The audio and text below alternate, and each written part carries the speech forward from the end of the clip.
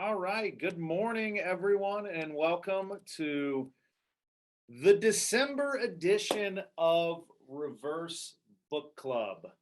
Good to see some familiar faces, some regulars here on our monthly session where I read a book so you don't have to.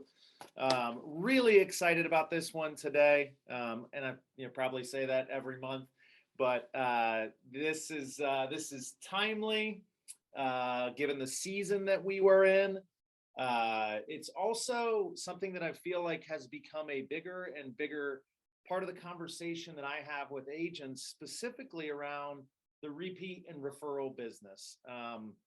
And so, what this book, Giftology, is going to break down is really the art and science, as it says right there on the cover of gifts. And there are going to be some things that I think you're going to agree with, and you're going to be like, oh yeah, absolutely. There are going to be some things that might catch you off guard a little bit, and hopefully, as we work through this, we learn a little bit about what we can do to give better gifts and give them on a better cadence, if you will.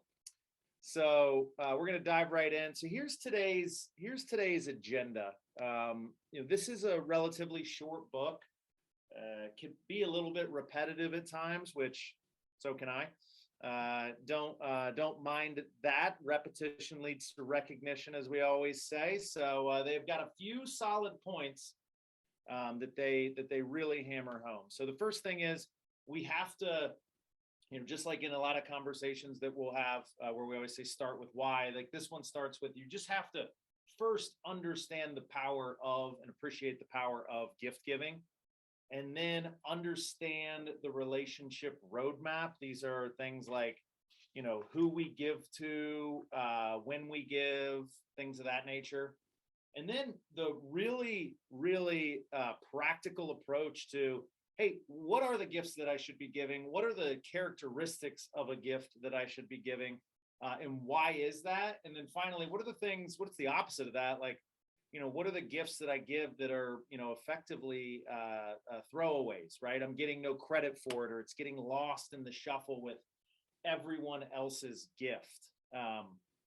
So those are going to be our 4 sections today. So let's start first with appreciating the power of gift giving. And there are some really fantastic slides in today's session, guys, because I was building this on a airplane on my way home last night. So you're going to get whatever my airplane Wi-Fi could get in terms of cool graphics. But the first thing is we have to understand that gifting is one of the most powerful ways to recognize the value of a relationship, right?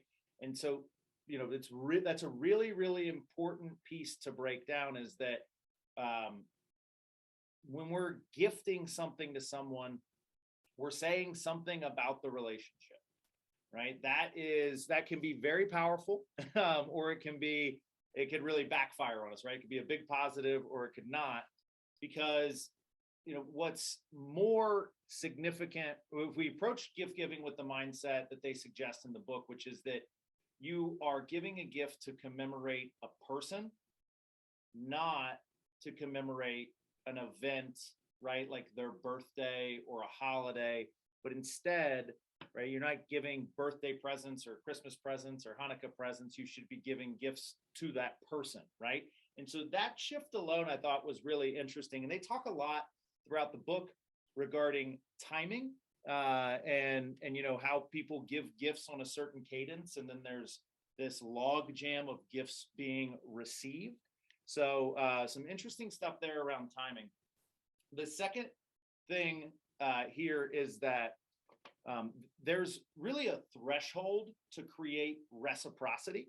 So when we think about gift giving, there's 2 hats we're gonna wear today. One is a personal hat, the other is a professional hat. And so when we look at gift giving personally, right, there's gonna be maybe a different intention or a different outcome we're seeking. And professionally, there's going to be overlap, but we are hoping to create reciprocity, right? Or a repetition, right? So we either want people to continue to refer us, or feel obligated to refer us, right?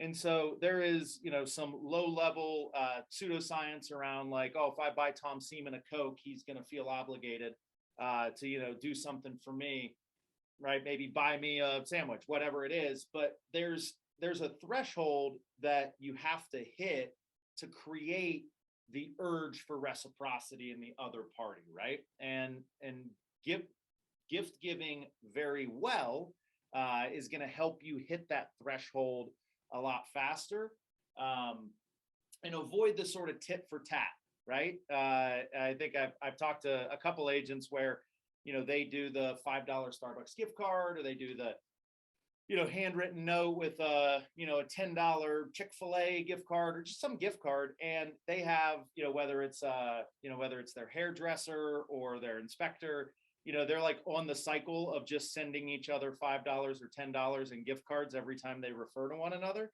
And you really want to avoid the sort of tit for tat stuff with your most important people, right? This is not a conversation for everyone. You don't give your third cousin the most powerful gift you can imagine. You don't give a first-time referrer a really heavy, high-end gift.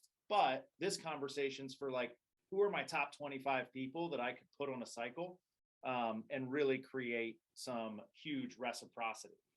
One way to short circuit that reciprocity piece is to go with radical generosity and do it randomly, right? So if you can hit both of these, right, it's the maximum just thinking of you.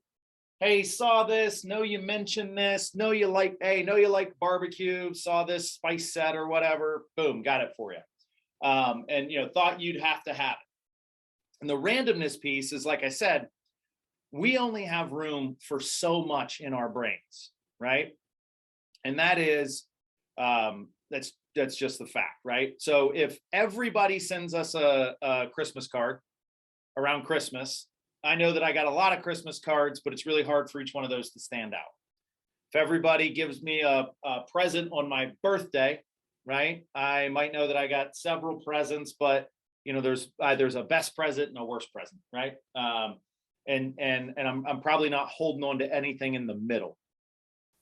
When we execute on a random, or what is perceived to be a random cycle for gift giving, we completely stand alone in the sun with those folks, and it's unexpected. And that doesn't mean that the grease of relationships through birthday cards and holiday cards, like, you still want to be in the inbox and the mailbox and on the mantle during the holidays, but to really get credit. And if you're gonna go radical with your gift giving, right, and you want to do something really impactful, right, for your top client, like, hey, I know you guys said you were going to Disney, I'm upgrading you, I called and upgraded you to a bigger suite for the week, right? Just as a, hey, that's just a thank you, right? That's something that is completely radical, should almost feel like an overreach, at times, but then it's also random, right? It's not saying, hey, because it's Christmas, you're going to go to Disney in 6 months, I'm doing this now.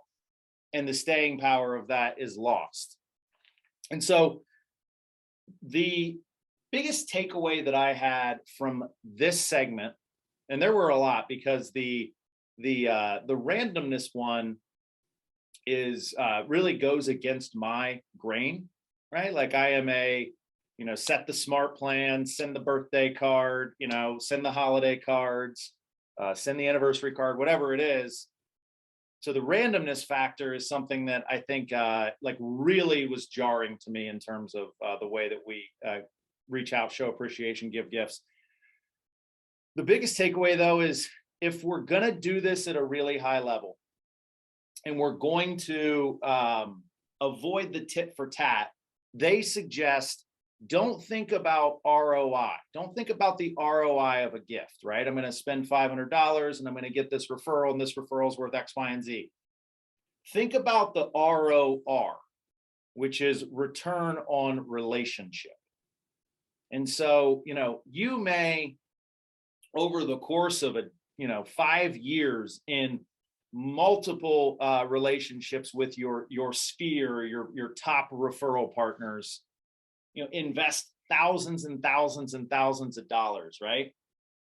You could invest $10,000 a year in this exercise if you really wanted to, but those relationships, right, that are so firmly established, and you've separated yourself from every other person that has ever rewarded them for a referral or anything else. The return on that relationship it'll go far beyond the 4x that we look for with an ROI, and it'll be a 10x or a 12x or a 20x, right? Because you are solidifying yourself as the one and only for them when it comes to your role in your business. And I thought that was, that's like so many other things that in this industry, that there's such a long lag time, right? We know that we're 90 days out from our next deal. If we don't have one, we know that we're, it's going to take us, even if something's under contract, you're 45 days out there. There's always this lag. Oh, I got to spend on marketing. I got to do this. There's always nothing. There's no hand to mouth, right? And this ROR concept really fits with that, but puts it on steroids, right? And says that if we're doing this the right way and investing the right way, that we're going to have some really powerful results, and they will go far, far beyond what we would see in the tit for tat bucket. All right. So they call this the relationship roadmap. And it's really who to give to, and why. And so there are a few key things. First, who to give to. They suggest, especially, if this is going to be a pillar of your business, right? And you say, hey, I want to be a really great gift giver. I want to, come from contribution and radical generosity and use that as a way to build my business. You have to balance the gift giving for the people who could be most immediately beneficial, right? Now that, and we know, nothing's hand to mouth, but there are people that are more likely to be able to help us right now, whether they're in an ecosystem or in relationships with people who have needs for our services, but then also balance that with the people who can be the most heavily impactful in the long term, right? Now, how you suss that out and sort that out is going to be up to you and your business. But know that, there's going to be a myriad of options when it comes to gift giving or rewarding the referral or radical generosity plus randomness, whichever approach you're going to take. And that there are people that you're going to invest heavily in that may not have a return immediately, or may not have the capacity to have a return immediately. And there's people that you're going to invest in, like maybe a loan officer or something like that, that can give you a lead in the next 90 days, right? Versus, somebody in your sphere, or somebody in a position of influence, maybe with a company or within a community, that in the long term, there's a lot more that can come through the funnel there, on option B. So you need to balance that so that we're not always just hammering to get to the next 90 days, and we're building, an inbound referral business. The second thing is, go internal first. So before you go seek out, partners and get into relationships and gift giving, you can practice on friends and family. I'm sure everybody's husbands and wives would love that. So practice on your friends and family with the upcoming holiday season, and using some of the tactics around what types of gifts to give. And then explore from there, whether it's your staff, whether it's your your preferred loan officer, preferred title person, whatever it is, build those concentric rings of people so that you are practicing, systematizing, getting comfortable with, finding what works, right? Finding what reactions you're getting, get confirmation that this is the right thing so that you can really lean into it. And so going internal first allows you to do it a little bit more comfortably, a little bit more confidently. And then take care of the people that take care of you. So this was a good one, a good one that one of my mentors when I was just maybe in my junior or senior year of college had taught me. But you know, it's not always about the person you're dealing with or talking to, right? And it's not always about your clients. Let's be honest. It could be about their spouses. It could be about their children. It could be about their teams. It could be about their staff. It could be about their parents, depending, I mean, the people who are most important and most influential to the people who are most important and influential to you are great targets for this. Right now, it takes a little bit more effort, takes a little bit, of a harder ear hustle, as they say, to really stay dialed in on what's going on. But think about from a closing gift standpoint. Everyone's got their their standard, whether it's like the wine basket, the charcuterie board, the Cutco knives, whatever it is. But let's say you're moving a couple in and they got two small kids and they got a backyard for the first time.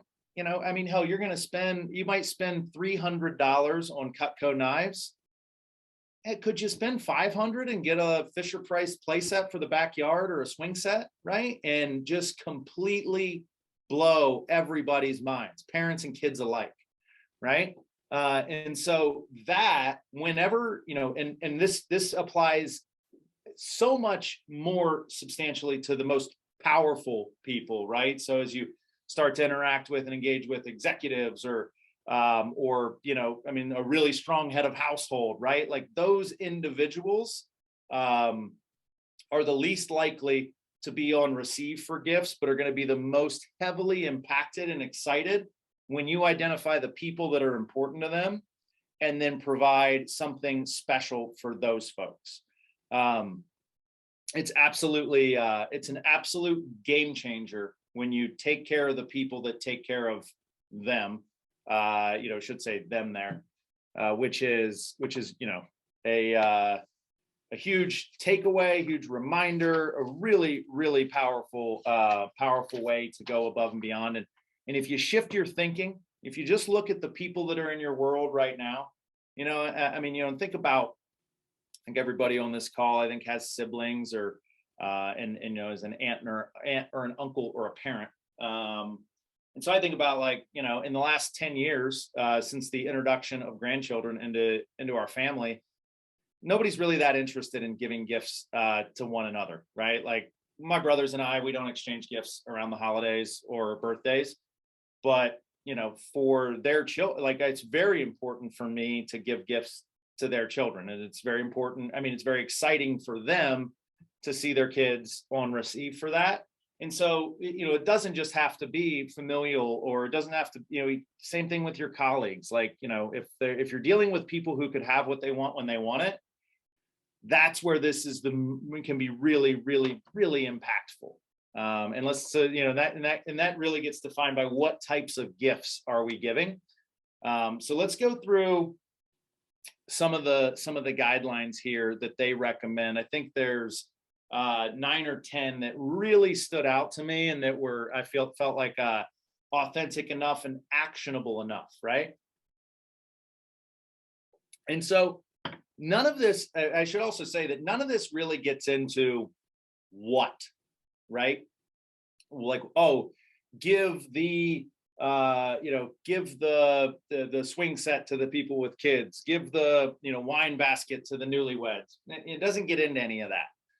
What it really gets into is what are the characteristics and what are the ways that you can think about it to really plus up a gift, right? So the first thing that is mentioned and is really impactful is personalization, right? It can take the ordinary to the extraordinary, right? And so remember what we said at the beginning of this conversation around when the gift is meant to commemorate the person, not an event, right? And so this is one of the easiest ways to not to make the gift, not, first of all, not about you, and even a little bit less about the physical gift and more about the person, right? And I mean, it is the, with the advent of crickets and some amazing sewing machines and all sorts of DIY things, like you could go buy whatever gift you were going to give and customize it, right? Like, put their initials, put the Seaman household, right? Or Don Jarecki's golf bag, right? Whatever it is, like you can make it more significant by just putting their name on, right? If Dale Carnegie's taught us anything, it's that's the thing people love the most is their own name, and especially the sound of it. So that's a very easy and accessible way to do that. You can take any gift, add $20 in personalization costs, and make it something that somebody will never ever get rid of. Second thing, top grading, right? So this is going to be a mind stretcher for a few folks, because myself especially, is when we think about gift giving and we think about laying it all out, we think about the budget, right? And what's the math? How much am I going to spend? How much am I going to spend on, each one, this niece, this nephew, I got to make sure it's all equal.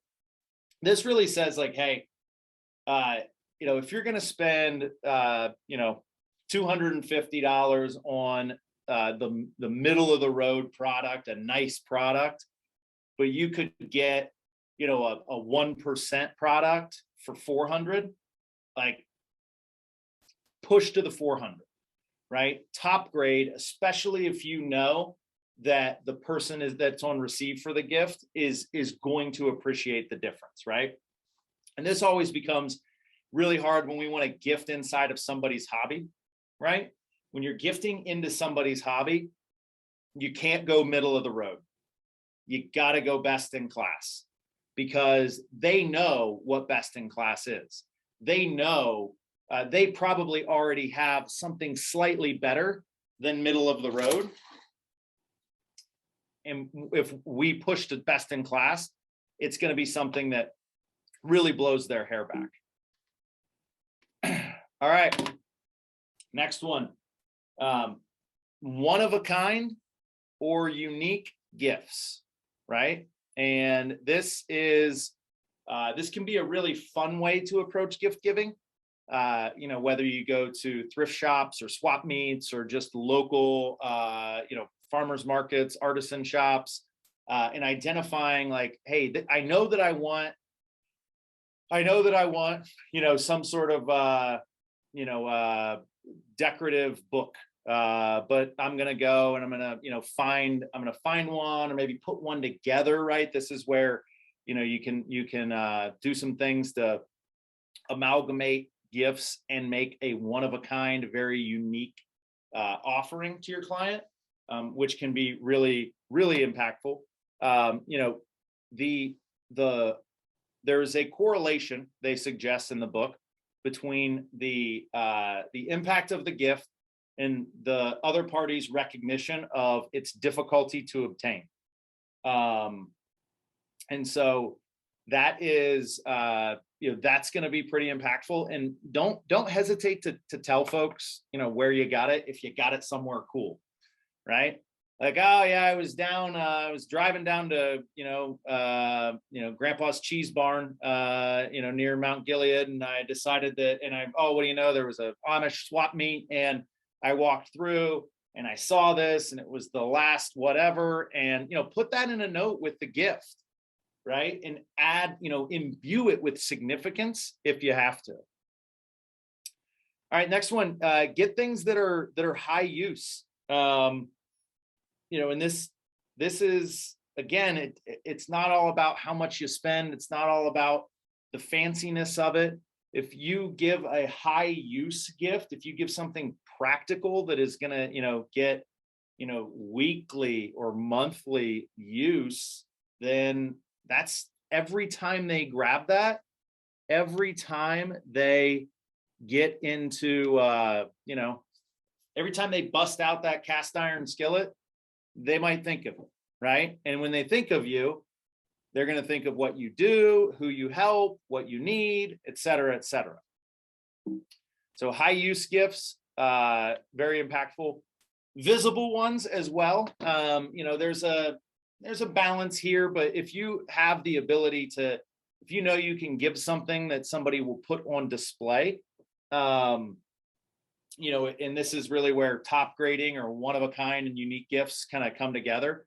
But if it's a conversation piece, that is a hugely impactful gift, right? And if it comes with that story that they get to tell, right? I had a friend in a former life who would always say that when he gives gifts, right, which was infrequently, but it would be milestone wedding anniversaries and things of that nature. His goal was to give people a story, right? To gift them a story so that they had something to tell and to talk about versus, Amazon gift card or versus, something that you could just log online. You could get on your phone right now while I'm talking in order. Is trying to give somebody something that would allow them to be cool, would allow them to have a position of authority, or would allow that person. Remember, the gift is a commemoration of the individual. Would allow that person to be able to take center stage. All right, a few more here. Durable. It sounds silly, but like, you want to give something that lasts. The lasting impression that comes with that, and the lasting impact of it being something that's around for a long, long time, right? So, you'll see some of the opposites of these are going to show up in what not to do. The durability of something is certainly important. When you get to a certain point, or if you're in the early stages of a relationship and you want to hit gifting, universal is good, right? Something that's a safe bet for pretty much any relationship. Now, these are not like, oh, I'm going to pick one of these things and do it. You're going to pick 4 or 5 of these from a buffet, and then put that on your plate and go find a gift that matches. And universal is a good one in the early stages of developing that relationship, because we probably all at one point or another have received a gift that you're just like, wow, that's a misread. I don't think they knew me as well as they thought they knew me, and they gave me that. Now I'm like, ugh, what am I going to do with a sewing machine? I don't know how they picked that one up. But so I think that giving something that is universal, and it's going to be like, not hobby specific or gender or age specific, like, just keep it between the ditches there. Continuous. Now this is the one where I was like, wow, that's like a 200, maybe even a 500 level course. But they said that from maybe it's with your family, maybe it's with your best referral partners. The idea of like giving gifts that build on themselves, right? And so, whether you give them a beautifully leather bound journal with their initials on the front, right? And then 8 months later, you give them a really nice ink pen, right? Or you give them a book with writing prompts, right? And just like identifying a theme and saying like, okay, over the next 15 months, I'm going to get these 3 things to this person. It's a lot, but in the places and with the relationships that you can do that, the Jelly of the Month Club is a great example that just builds on itself. Thank you, Tom. That's one that is that's one that's like, again, you can't stop halfway through, right? But if you're looking for something where, hey, I see this is the person that I'm going to build I'm going to have the biggest return on relationship with. That's a great way to also take some pressure off yourself and say, well, I know what I'm going to do for the next year and a half in this relationship, and just start that trainer rolling. And then finally, I hit on this frequency and timing. Keep coming back to it. Avoid the log jams. They say that the avoid the ABCs, which are anniversaries, birthdays, and Christmas. When you're giving, when you're trying, again, we want to be present in people's lives, and yes, we want to do things there, and yet, we maximize the impact of our gifts and make them feel less transactional. They feel a lot less transactional whenever they are timed for the effect of surprise and delight, right? That's what we're going for, just unexpected, right? Not that anybody has an expectation to receive a gift from you. I mean, if we have people like that in our lives, we should probably, audit that. But I think that if you can create a little surprise and delight, and like other holidays are great ways to, still put it on the calendar, but not have it seem as contrived. Like, the week after Memorial Day, right? 2 weeks before the 4th of July. It's a week, 10 days after Labor Day.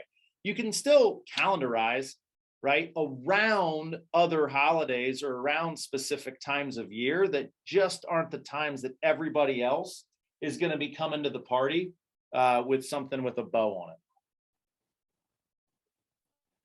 Any questions about any of that? Anything that jumped out? Anything that you're like, oh yeah, that's the cat's meow right there. I'm going to be doing a lot of that in the next 20 days.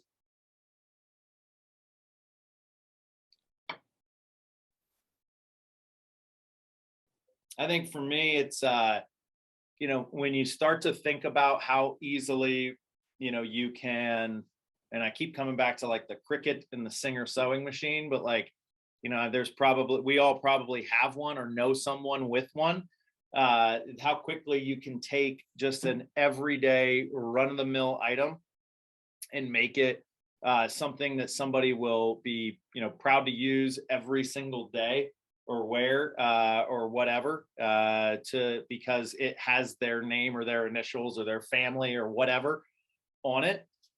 So like that little tweak for personalization is cool. And then of course, like, play to your strengths here, guys. If you don't enjoy the hunt, the one of a kind and unique bucket is not going to be a box you check very often, right?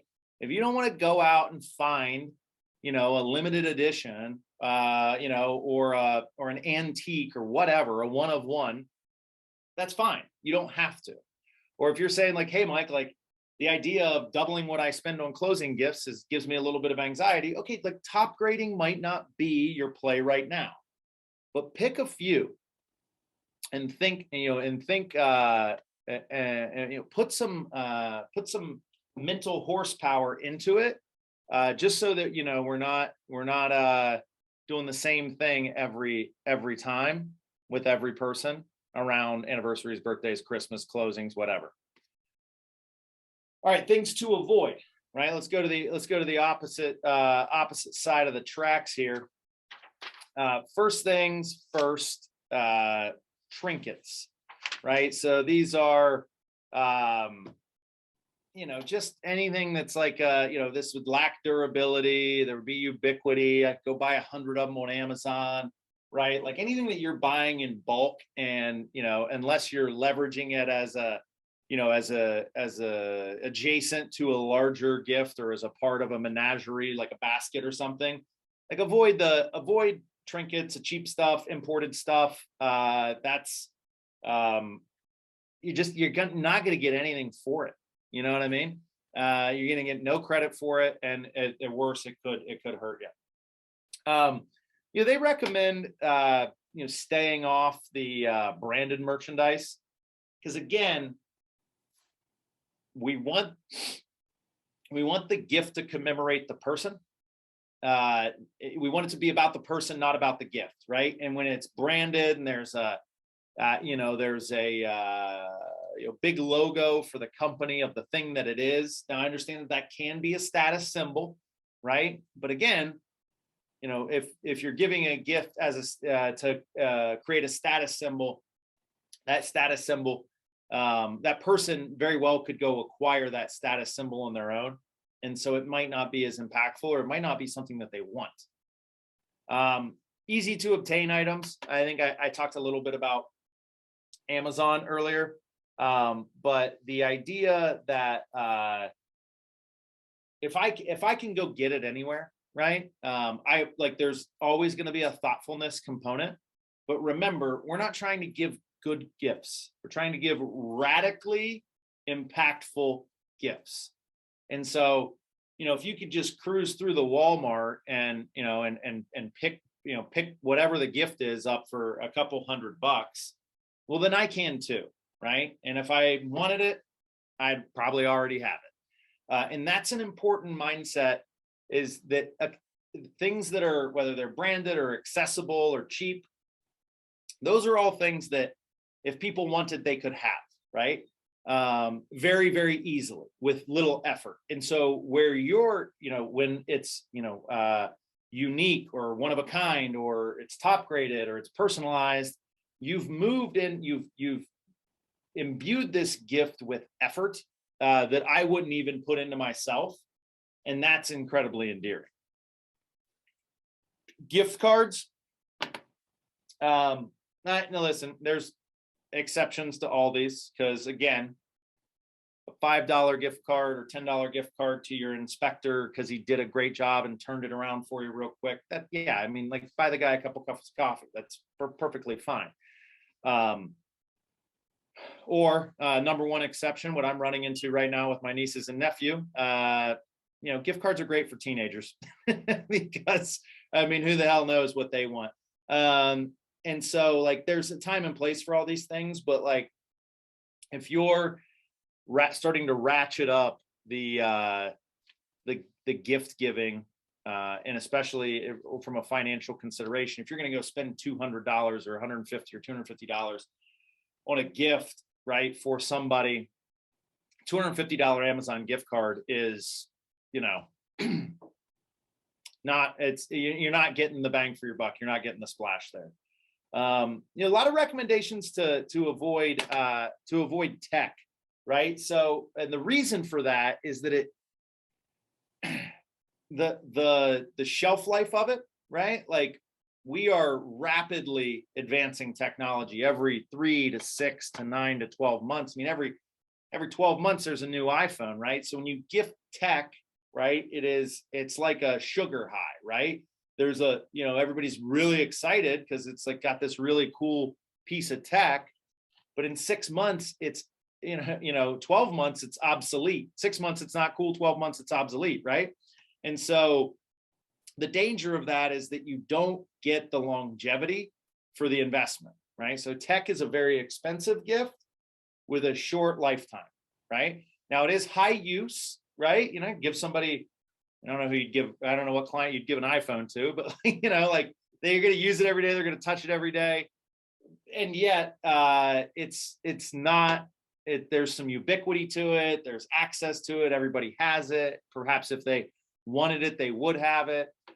So stronger. And this one, I was I didn't see this one coming, but the more you pull it apart, the more it makes sense. And so I think that one even goes maybe, doubly so for friends and family, as we're gifting this holiday season. How do we stretch the lifetime or lifespan of a gift? Tech has got a really short half-life. Food. These are, how do I say this? These next couple are, take it or leave it, right? This isn't just to say that you should never give a gift that is food or tech or a gift card, right? This is just saying if you're going to maximize your bang for your buck with some randomness, right, and some radical generosity, food's a tough one because you either put somebody on the clock in terms of, you get them a set of Omaha steaks or a turducken or something like that. They got to do something with it, right? The other thing they have to take into account is food preferences and allergies, and even taking people out to dinner, or getting somebody a gift card to a restaurant. Your cost per impression and cost per use and the longevity of that gift is it is the lowest, right? It is a single use. It is something that is immediately forgotten, and it typically is expensive, right? And so the challenge there is that it flies in the face of some of the things that make for a really impactful gift. It doesn't mean that it's that if you give somebody a cheese basket that you're a bad person. Like, the time and place, right, for those gifts, like maybe that's a great gift right now because people have holiday parties, they're hosting all the time. It's such a convenient and a great gift, and if you plus it up and top grade it and make it really special, you allow them to become this consummate host. That's great. Just know that, once those cheese and crackers are gone, so is the impact of that gift.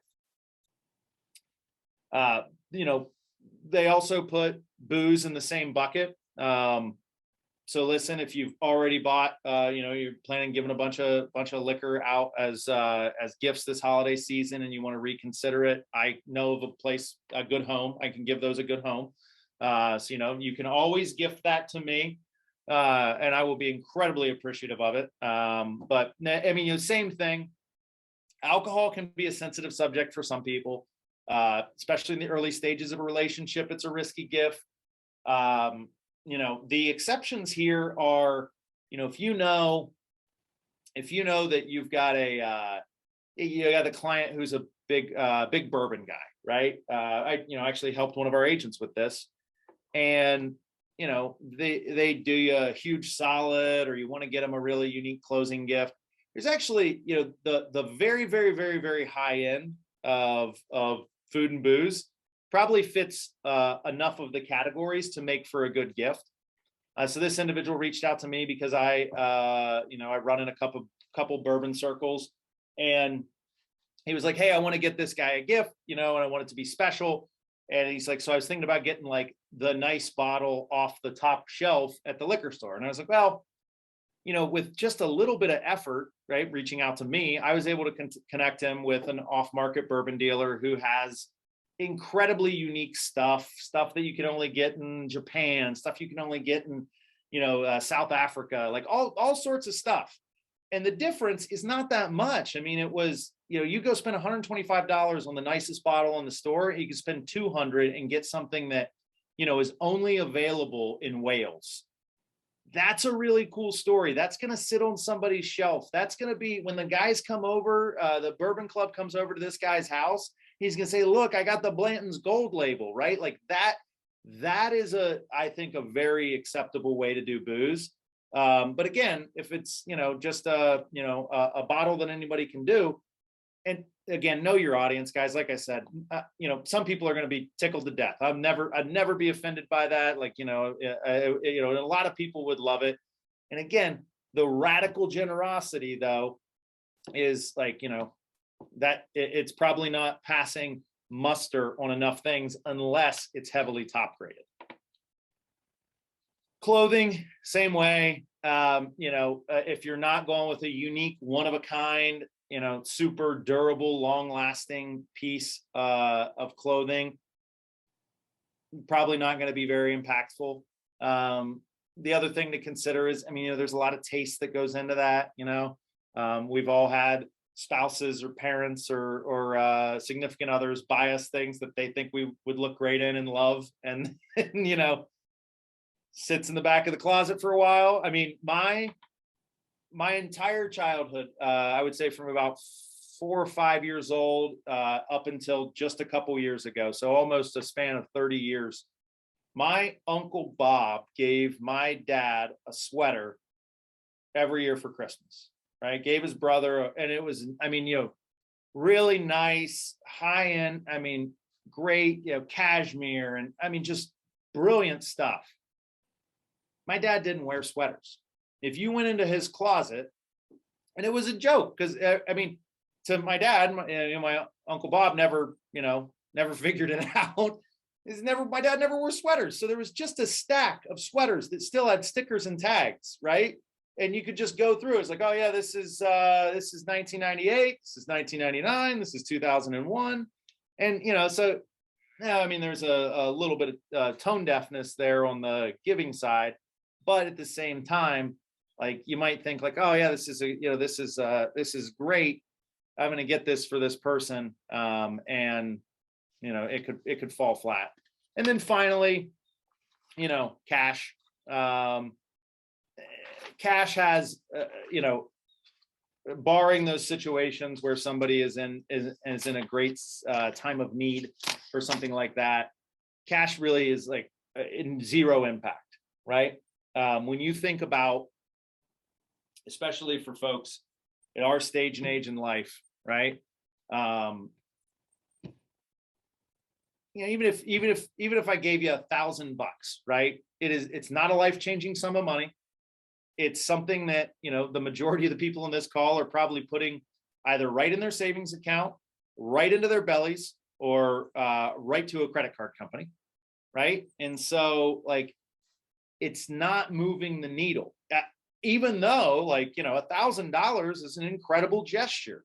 It immediately falls off the radar because there's not a, there's not a lasting impact. There's no visibility. There's no durability, right? It's not one of a kind. It is something that they have access to. So, I don't think, we see that very, very often. And quite honestly, it's illegal from a real estate standpoint, as we talked about on Tuesday. You can't give cash to reward referrals, but not the sort of gift that you want to really go to the mattresses with. But yeah, that's in summary, guys. First things first, understand and appreciate the power that gift giving can have, right? The idea that we are celebrating a person with a thing, right? We want to make it about the person, not about the gift, and certainly not about you. Understand that relationship roadmap, who to give to, when to give, and how to give to people around the people that are important to you, right? Their staff, their friends, their spouse, their children, things of that nature. And then, really hammer home, I think we had 9 or 10 different things that were, unique ways to plus up gifts. Doesn't have to be all of them, right? Pick a few, pick the item, pick a few, and then go look for that. And it can be pretty fun. And then finally, avoid what you need to avoid. So that's the summary of Giftology for giving better gifts. Thoughts, concerns, reactions, ahas? What do you guys got? I like the idea of the randomness. I think that stands out a lot. Yeah. I mean, it can completely catch somebody off guard. Mm-hmm. And think about the impact. Like it reverberates so much louder when people are, I don't know, showing off a new gift in the middle of March, when their birthday's in January, their wedding anniversaries in August, and there are no holidays around, right? And then it's like, well, why? And it's like, well, I've helped Art with a few deals, and this was his way of saying thanks. Man, that Art must be one hell of a guy. I like the idea of the personalization. Mm-hmm. I'm writing this and taking notes with a personalized pen that was given to me, and I always remember who gave it to me.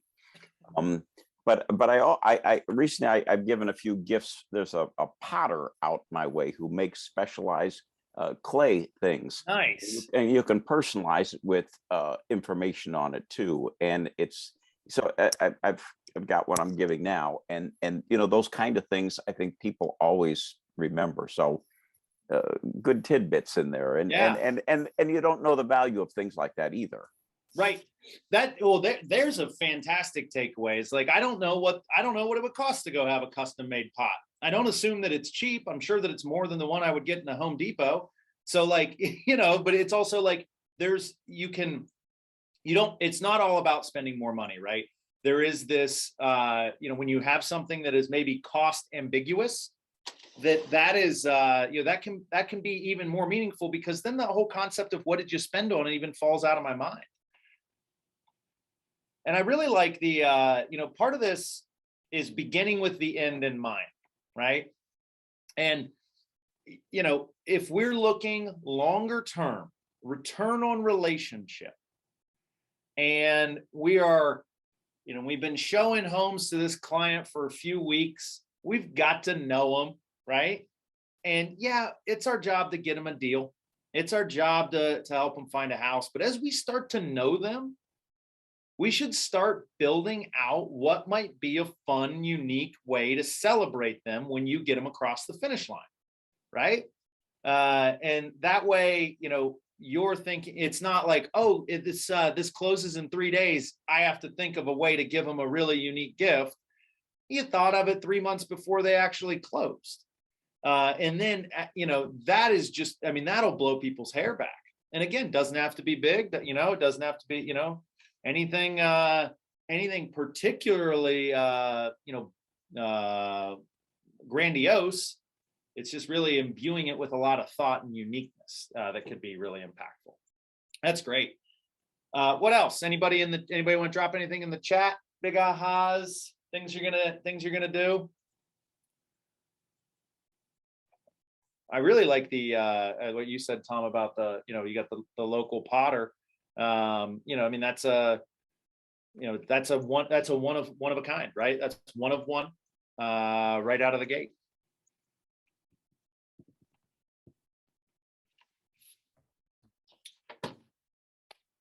All right, team. Last call for ahas and takeaways here.